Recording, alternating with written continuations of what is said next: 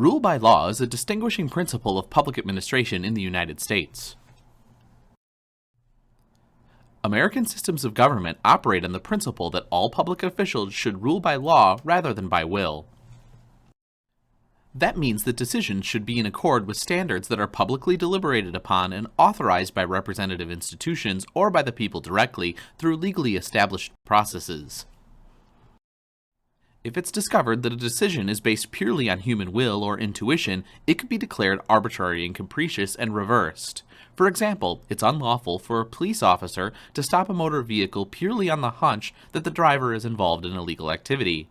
Legal accountability means that, at a minimum, police officers and all other officials must articulate the reasons for their actions, which can then be examined for conformity to legal standards. For some people, the principle of rule by law suggests that laws should achieve the greatest possible clarity and specificity in their standards. The best laws are those that leave no room for discretionary choices by officials. This is called ministerial responsibility under law. By this standard, an official must simply obey instructions that require no judgment or skill. There are situations where this standard is both possible and desirable. There are three discretionary responsibilities that are inherent to democratic administration under rule by law. Let's take a look. First, every career official is responsible for sustaining the duties of other officials. Colleagues, subordinates, and even supervisors may at times neglect their duties. It is an implied responsibility of officials who discover this problem to find ways of restoring the errant official and proper exercise of duties. This requires discretion, not to usurp the other person's duties, but to include him or her to do their work properly. The second responsibility requires supporting the integrity of the policy formation process. Administrators should not actively promote their own policies. They may justifiably assist policymakers in a myriad of ways that reinforce policymaking capacity and fairness. This includes helping or inducing a legislative body to avoid undue vagueness or improper designations of power in its laws. It may also entail restraining overzealous programs without regard for resource capacity or assessments of feasibility. Political agendas can easily run beyond human and organizational capacities, and administrative officials bear responsibility for bringing realistic assessments and solutions to the policymaking table. The third and final responsibility concerns proper and effective implementation of policy tasks within a bureaucratic setting that can easily confound such efforts. This requires prudent judgment about the adequacy of resources and the ability to coordinate efforts among participating jurisdictions. Achieving cooperative effort towards policy objectives is often less a matter of organizational engineering than astute bureaucratic politicking.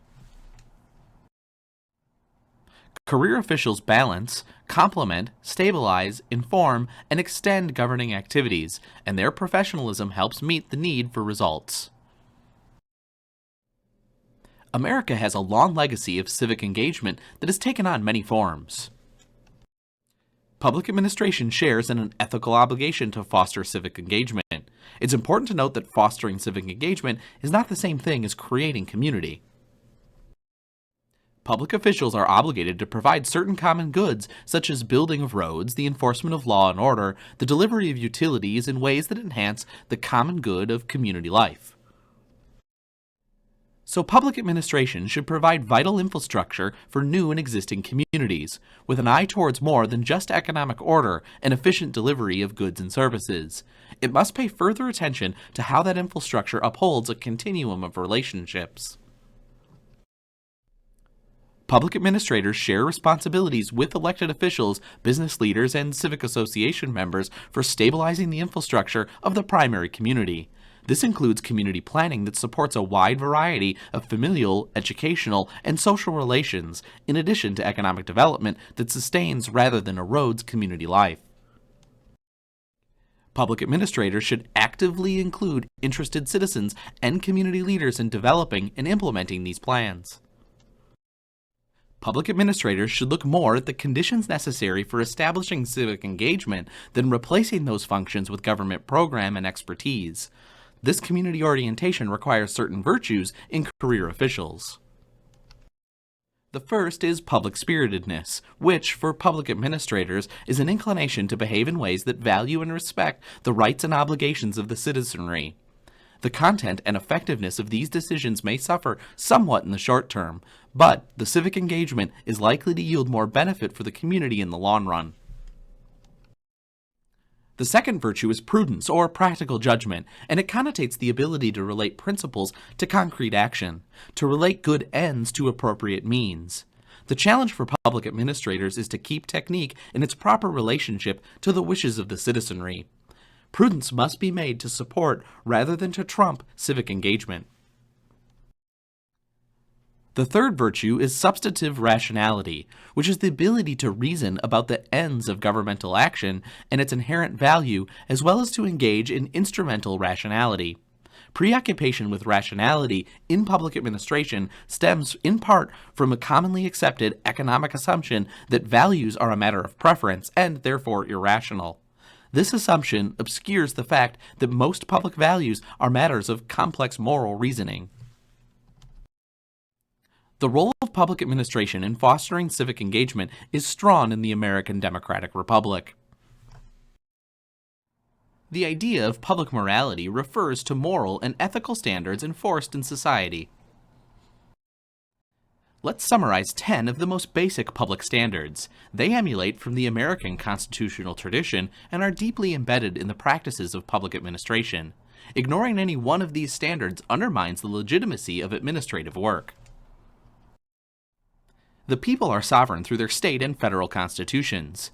They are the ultimate principles in our governing system, but their will is conditioned by the arrangement of institutions, processes, and powers established in those constitutions.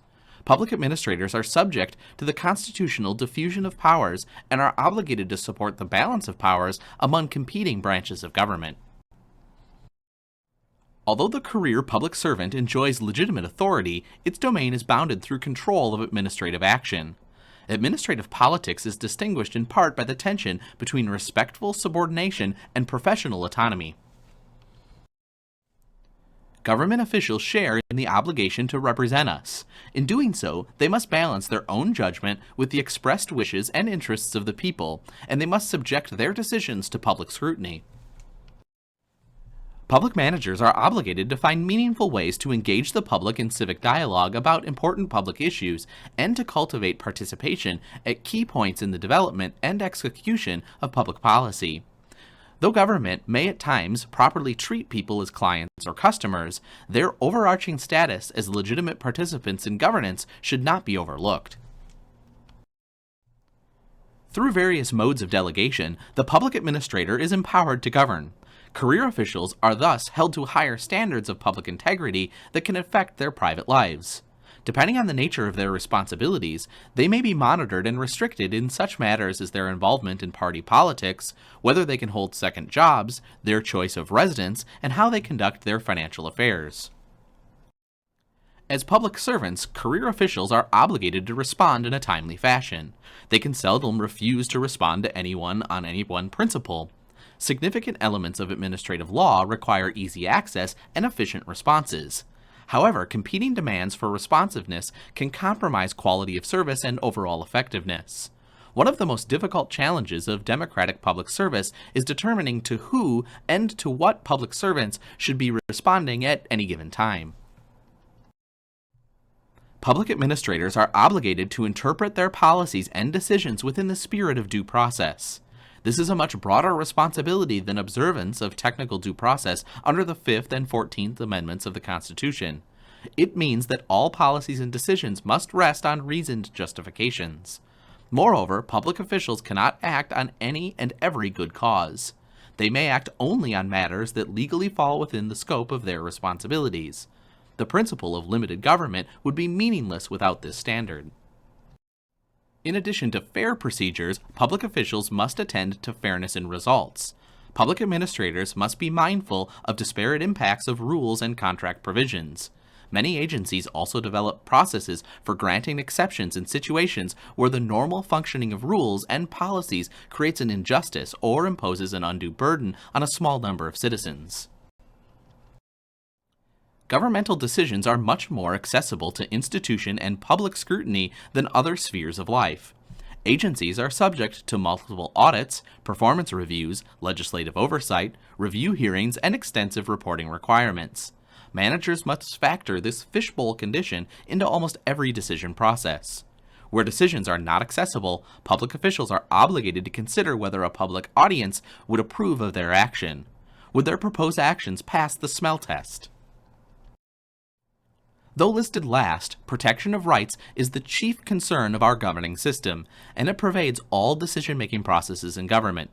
In considering any government action, provisions must be made for the effect that that action has on individual rights. This makes government decision-making and the design of policy and process much more complicated than typical in other spheres of life. When taken together, these 10 standards provide a coherent moral basis for public decisions. They produce practices and obligations with a distinct character that often confounds those who want to make government more businesslike.